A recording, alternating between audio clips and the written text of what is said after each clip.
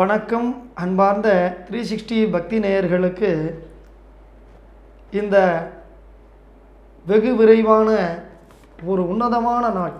இந்த பங்குனி மாதத்திலே பௌர்ணமி என்றாலே மிக சிறப்பான நாளை நாம் எதிர்கொண்டு அவளோடு காத்து கொண்டிருக்கிறோம்.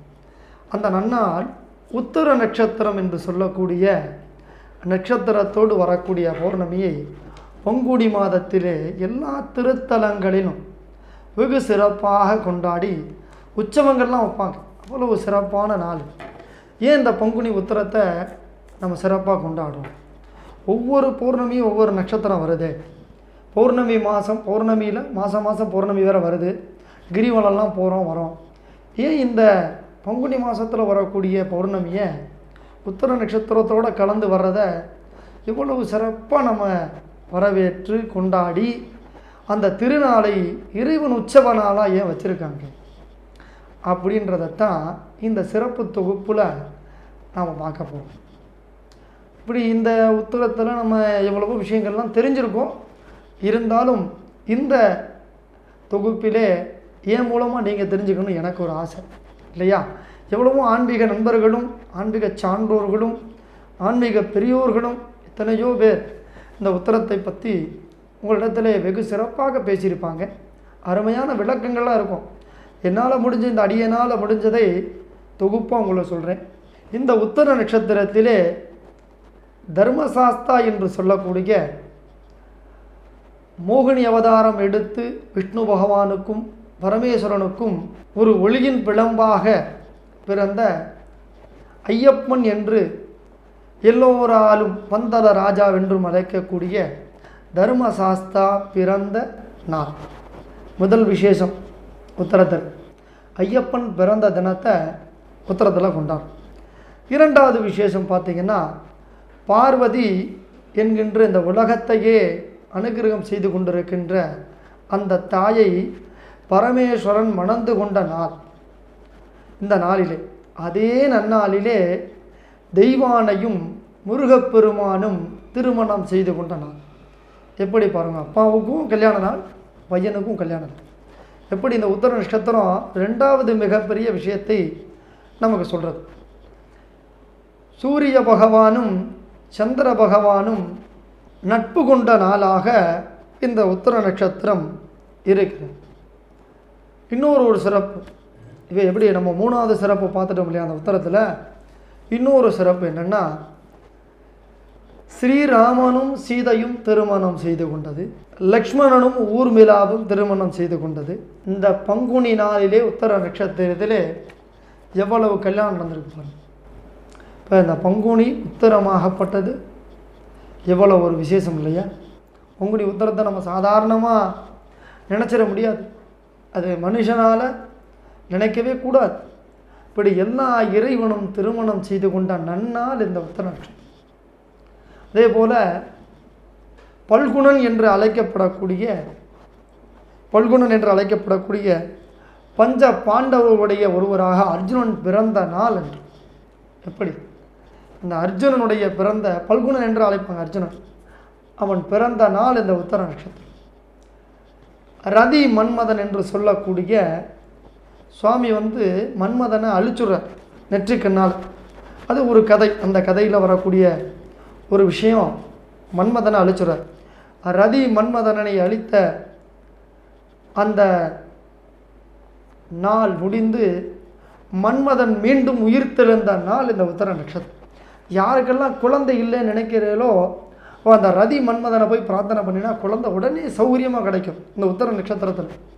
ஏன் அந்த ரதி மன்மதை எங்கே போய் பார்க்கலான்னா, முதல் படை வீடான தெய்வனையை திருமணம் செய்து கொண்ட திருப்பரங்குன்றம் தலத்திலே மேலே ஏறி அந்த திருவாச்சி மண்டபம் என்று சொல்லக்கூடிய மண்டபத்தின் அருகிலே தூணிலே ரதி மன்மதன் இருப்பான்.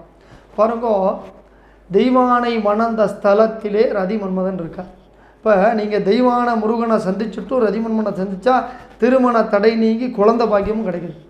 திருப்பரங்குன்ற ஸ்தலம் எப்படி வச்சுருக்காரு பாருங்க. நீங்கள் ஒருத்தர் திருமண தெய்வான ஸ்தலத்தில் போய் தெய்வானையை பிரார்த்தனை பண்ணிட்டு வந்தால் திருமண தடை நீங்கி வந்துட்டு ரதி மன்மனார் பார்த்தா குழந்தை பாக்கியம் நமக்கு கிடச்சிடும். ஒரே நேரத்திலே நமக்கு 2 பலன்களை கொடுக்கின்ற முருகப்பெருமானுடைய ஸ்தலம். தேவேந்திரனோட மகள் தெய்வானை உங்களுக்கு சொல்லியார். பரமேஸ்வரன் சுந்தரமூர்த்தி நாயனாருக்கு மணக்கோலத்திலே அருள்பாலித்த நாள். எப்படி பாருங்க, சுந்தரமூர்த்தி நாயனாருடைய அந்த ஒரு ஆசையை இறைவன் மணக்கோலத்திலே அனுகிரகம் செய்கின்றார். இப்படி இந்த உத்தர நட்சத்திரத்திலே நாம் சொல்லிக்கொண்டே போகலாம்.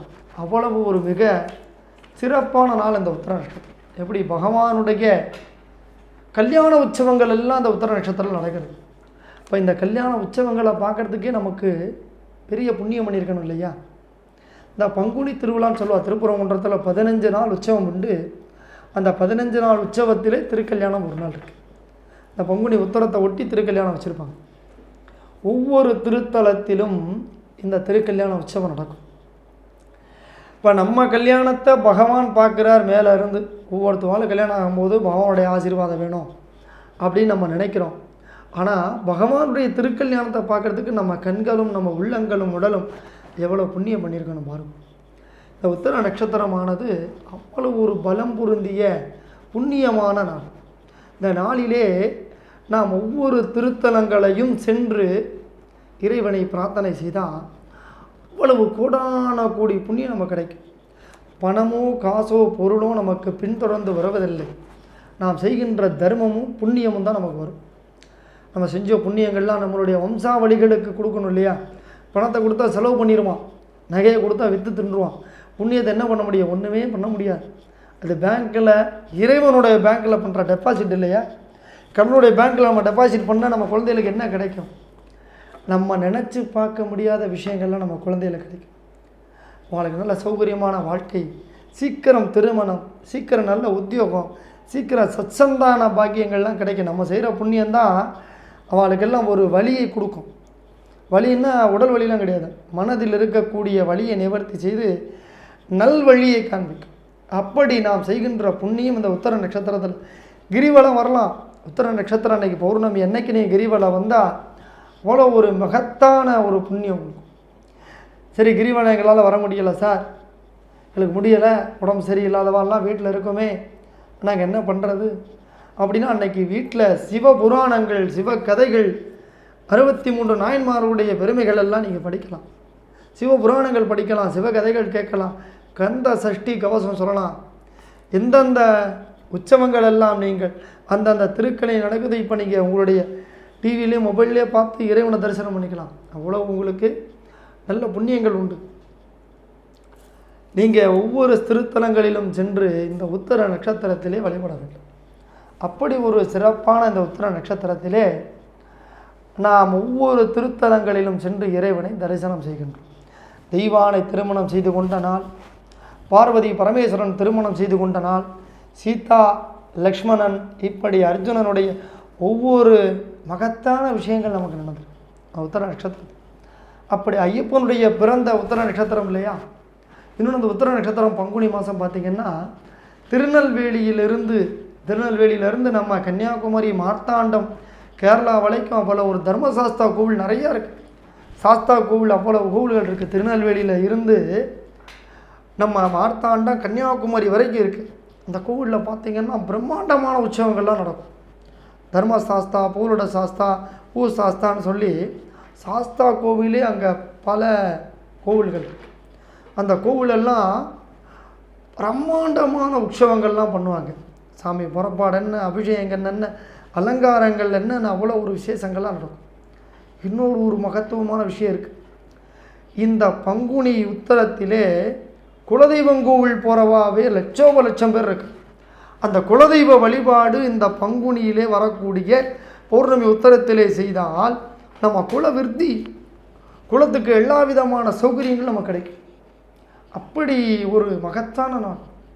இந்த நாளெல்லாம் நமக்கு கிடைக்குமா? பெரியவங்கள்லாம் நமக்கு எப்படி வகுத்து வச்சுருக்காங்க பாருங்கள். இந்த வழிகளை நமக்கு கொடுத்து வச்சுருக்காங்க பாருங்கள். ஆன்மீக சான்றோர்களும் பெரியவர்களும் நம்ம கொடுத்த நன்னாளிலே இந்த நன்னாள் பெரும் நாள் அல்லவா? இந்த நன்னாளிலே நாம் இறைவனை பிரார்த்தனை செய்கின்ற போது அது எப்படி நமக்கு பலனை கொடுக்கும்னா, அப்படி ஒரு எப்படி நமக்கு நட்சத்திரத்தில் இருக்கக்கூடிய வெளிச்சம் கிடைக்குதோ அந்த வெளிச்சம் நம்ம வாழ்க்கையில் கிடைக்கும்.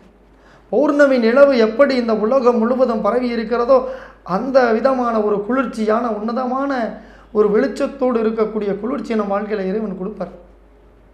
குலதெய்வ வழிபாடெல்லாம் அன்றைக்கி பண்ணிங்கன்னா அவங்க குடும்பத்தில் அப்படி நீங்கள் எதிர்பார்க்காத திருப்பங்கள்லாம் கிடைக்கும். அன்றைக்கி நான் சொன்ன மாதிரி திருநெல்வேலியில் ஆரம்பித்து மார்த்தாண்ட வரைக்கும் இருக்கக்கூடிய சாஸ்தா கோவில்லாம் அன்றைக்கி பிரம்மாண்டமான உற்சவத்தை ஏற்படுத்தி சுவாமியை சந்தோஷத்தினுடைய உச்சக்கட்டத்துக்கு கொண்டு போவோம். நம்மெல்லாம் போய் பார்க்கணும். ஐயப்பன் கோவிலில் சிறப்பான பூஜைகள்லாம் அன்றைக்கி நடக்கும். ஐயப்பனுக்கெல்லாம் அன்றைக்கி அப்படி ஒவ்வொரு விதமான சிறப்பான அபிஷேகங்கள் ஆராதனைகள்லாம் நடக்கும். நீங்கள் அன்றைக்கி உங்களுக்கு ஒன்றும் வேண்டாம், உங்களுக்கு என்ன இஷ்ட தெய்வமோ அந்த இஷ்ட தெய்வத்தை மனசார பிரார்த்தனை செஞ்சு வீட்டிலேயே உத்திர நட்சத்திரம் பௌர்ணமி கலந்து வரக்கூடிய நாளில் பிரார்த்தனை பண்ணிங்கன்னா உடனடியாக நடக்கும். இந்த உத்திர நட்சத்திரம் எவ்வளோ ஒரு பலமான நட்சத்திரம் இல்லையா? உத்திரம்னாலே தாங்கக்கூடியது என்று பொருள். வீட்டில் சொல்லுவாங்களா உத்தர கட்டையெல்லாம் கேள்விப்பட்டிருப்பீங்க இல்லையா? இந்த மாதிரி உத்திரம் என்றாலே தாங்கக்கூடிய சக்தி உண்டு. இப்போ இந்த நட்சத்திரம் என்னென்னவெல்லாம் தாங்கிறத பாருங்கள்.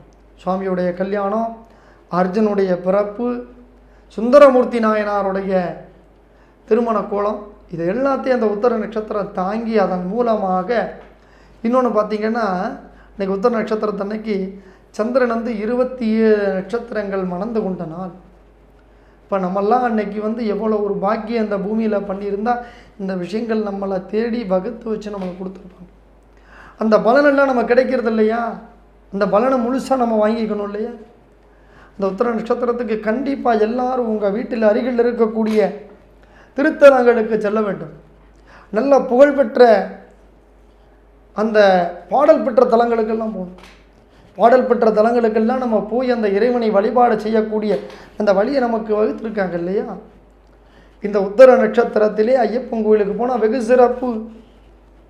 இந்த தர்மசாஸ்தாவை பார்க்கணும். அவர் காலை மடித்து உட்காந்து ஒரு கையாலே நமக்கு அனுகிரகம் பண்ணுறார். எப்படி அவருடைய தர்மம் மாறாத கோட்டில் இருந்து அவர் ஒரு பிரம்மச்சரியத்தை கடைபிடிக்கிறாரோ அந்த மாதிரி நமக்கு தர்மம் மாறாத வாழ்வை கொடுப்பார். சரி, நம்ம தர்மசாஸ்தா கோவிலுக்கு தான் போகணுமா? இன்றைக்கி முருகன் கோவிலுக்கும் போகலாம். தெய்வானையை திருமணம் செய்து கொண்ட நாள், அந்த நாளிலே நான் முருகப்பெருமானை பார்த்தா கேட்ட வரத்தை கொடுப்பார். ஒரு ராஜாவுடைய மேரேஜ் டேக்கு நீங்கள் போகிறீங்க, திருமண நாளுக்கு. அந்த ராஜா எவ்வளோ சந்தோஷமாக இருக்கார். அந்த ராஜாவை நோக்கி பாடுறார்கள், புலவர்கள் எல்லாம் பாடுறாங்க. ஏழை எளியோர்கள்லாம் அந்த ராஜாவை பார்த்தா அன்றைக்கி அன்னதானம் போடுறார். புது வஸ்திரங்கள் அந்த ராஜா கொடுக்குறார், பொற்காசுகள் கொடுக்குறார், பொன்மாலைகள்லாம் கொடுக்குறார். இந்த மாதிரி நீங்கள் முருகனை பார்த்தா எல்லாமே நம்ம வாழ்க்கையில் கிடைக்கும். சரி சார், எங்கள் வீட்டு பக்கத்தில் ஒரு சிவன் கோவில் தான் இருக்குது, இந்த சிவன் கோவிலுக்கு போகலாமா? தாராளமாக. இன்றைக்கி பார்வதி தேவியை மணந்த நாள் அல்லவா? இந்த நாளில் போய் அந்த ராஜாவை நீங்கள் பார்க்குறீங்கன்னா அந்த ராஜா என்னென்ன உங்களுக்கு கொடுக்கணும்னு நீங்கள் நினைக்க வேண்டாம், அவரே அள்ளி கொடுத்துருவார். அந்த மகாராஜா மாதிரி எனக்கு திருமண கோலத்தில் இருக்கிறவாள்லாம் ஒரு ராஜா ராணி மாதிரி. அவளை நீங்கள் பார்த்தா உங்களுக்கு வேணுங்கிறத அவளே கொடுத்துருவா இல்லையா? இந்த வெகுச்சிறப்பான நாளிலே எல்லோரும் எல்லா விதமான நலனும் பலனும் பெற்று எல்லா விதமான தோஷங்களிலும் இருந்து நிவர்த்தியாகி இந்த உத்திர நட்சத்திரமும் பௌர்ணமியும் கலந்து வரும் நன்னாளிலே எல்லா விதமான பிரார்த்தனைகளும் நிறைவேறி ஆத்மார்த்தமான இறைபக்தியோடு இறைவனை பிரார்த்தனை செய்து கொண்டு இந்த லோக ரட்சண்யத்தையும் இந்த மனதாரை நினைக்கக்கூடிய எல்லா விதமான பிரார்த்தனைகளையும் உங்களுக்கு நிறைவேற பிரார்த்தனை செய்து கொண்டு இந்த நன்னாளை நெருங்கி இந்த நன்னாளிலே கிரிவலமும் பிரதட்சண வளமும் எல்லா வளமும் செய்து இறைவனுடைய நலமும் பலமும் பெற்று வாழ பிரார்த்தனை செய்து கொள்கிறோம். இந்த 360 பக்தி நேயர்களுக்கு எல்லா வளமும் நலமும் பெற நாங்களும் பிரார்த்தனை செய்து கொள்கிறோம். நன்றி, வணக்கம்.